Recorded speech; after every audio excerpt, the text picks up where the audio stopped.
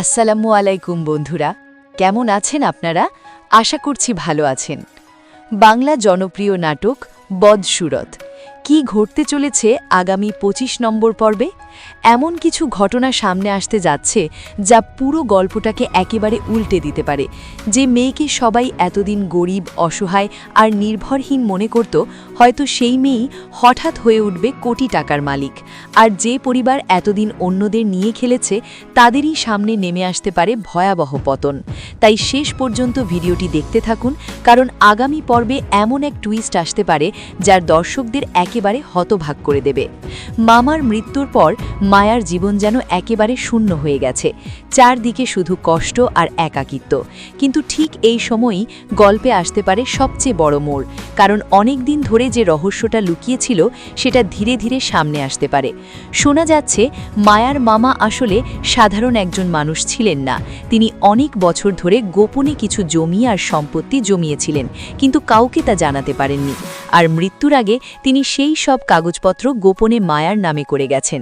যদি এই বিষয়টি সত্যি হয়ে যায়, তাহলে আগামী পর্বে দেখা যেতে পারে যেই মেয়েটাকে সবাই এতদিন কাজের মেয়ে বলে অপমান করেছে, সেই মায়াই হঠাৎ করে কোটি টাকার সম্পত্তির মালিক হয়ে যাবে। আর এখানেই শুরু হবে আসল ঝড়। কারণ যখনই খবরটা জামালের পরিবার জানতে পারবে, তখন তাদের চেহারার রং বদলে যেতে পারে। এতদিন যারা মায়াকে অপমান করেছে, তাকে বাড়ি থেকে বের করে দিয়েছে, তারা হয়তো বুঝতে পারবে কত বড় ভুল করেছে। বিশেষ করে রাজিয়া আর তার মা তখন ভয় পেয়ে যাবে, কারণ তারা জানে যদি মায়া চায় তাহলে এক মুহূর্তে তাদের সব পরিকল্পনা ধ্বংস করে দিতে পারে। কিন্তু গল্পের আসল বিস্ফোরণ ঘটতে পারে মরিয়মকে ঘিরে।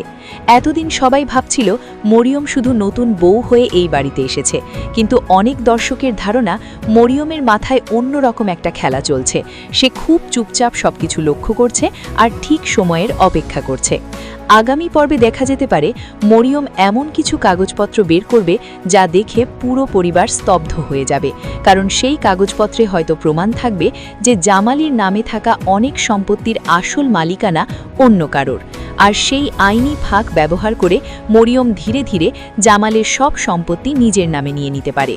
যখন জামাল বুঝতে পারবে তার নিজের ঘরের ভেতরেই তার সাথে এত বড় খেলা হয়ে গেছে, তখন হয়তো সব কিছু অনেক দেরি হয়ে যাবে। একটা সময় আসতে পারে যখন জামাল, রাজিয়া আর তাদের মা বুঝতে পারবে তারা কার্যত নিঃস্ব হয়ে গেছে। যে বাড়িতে তারা এতদিন রাজত্ব করত, সেই বাড়িতেই তারা আশ্রয়হীন হয়ে পড়তে পারে। আর তখনই গল্পে দেখা যেতে পারে সবচেয়ে নাটকীয় দৃশ্য।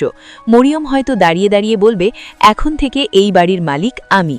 অন্যদিকে মায়ার জীবনে তখন শুরু হতে পারে একেবারে নতুন অধ্যায়। যখন সবাই জানতে পারবে যে মায়া এখন কোটি টাকার মালিক, তখন অনেকেই তার কাছে ফিরে আসার চেষ্টা করবে।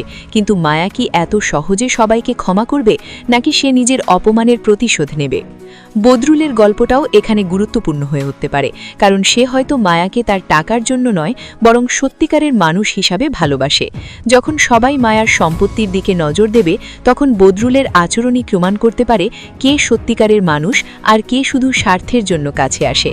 সব মিলিয়ে আগামী পর্বে দেখা যেতে পারে এক অবিশ্বাস্য উলটপালট। একদিকে গরিব মেয়ের কপাল খুলে কোটি টাকার মালিক হওয়ার গল্প, অন্যদিকে বড়লোক পরিবারের হঠাৎ পতনের কাহিনী। যে মরিয়মকে সবাই সাধারণ মেয়ে ভাবছিল, সেই হয়তো সবচেয়ে বড় খেলাটা খেলতে যাচ্ছে, আর সেই খেলায় হারতে পারে পুরো পরিবার। তাহলে আপনার কি মনে হয়, সত্যিই কি মায়া কোটি টাকার মালিক হয়ে যাবে, আর মরিয়ম কি সত্যিই জামালের সব সম্পত্তি নিজের দখলে নিয়ে সবাইকে নিঃস্ব করে দেবে? আপনার মতামত অবশ্যই কমেন্টে জানাবেন, কারণ আগামী পর্বে হয়তো এমন কিছু ঘটতে যাচ্ছে যা পুরো গল্পের ইতিহাস বদলে দেবে।